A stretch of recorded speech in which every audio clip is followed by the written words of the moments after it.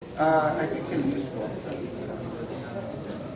Senator, I hope the corruption issue would come down to the level of the LGU, which is a very big problem nationwide because commission rules of all investors in every LGU is hindering the growth of our country.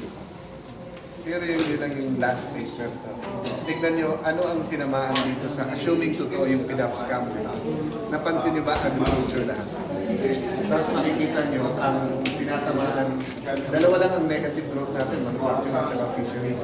Pero isa sa pinakamabagal din yung agriculture growth. So makikita nyo may direct relation ang corruption and yung underdevelopment o yung problema doon. So hindi aksidente na ang corruption na nangyayari sa agriculture, tapos agriculture natin may problema. It's a direct yan. So I think marami pang anomalya sa agriculture na hindi naungkat. Irrigation, farm-to-market roads, etc. Sir, what about sa amendment sa economic provisions in the Constitution? Many businessmen here in Cebu. Ang suggestion ko is to continue to discuss the rationale for those provisions and alternatives. Because nag-close ng pinto ang Presidente, ang Pangulo sa pag-amend ng Constitution.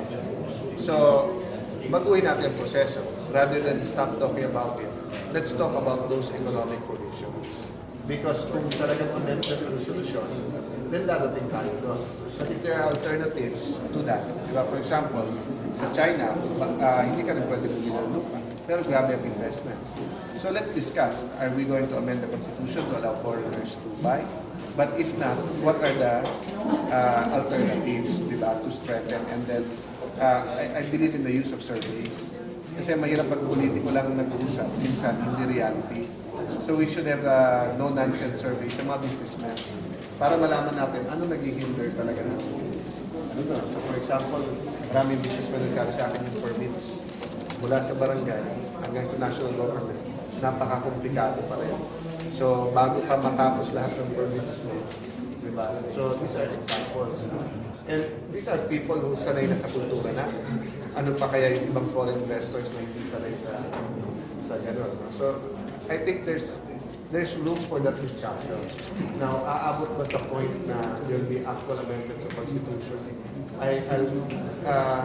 I'm not optimistic, but it's not impossible. Thank you very much, everybody. Till I see you guys again.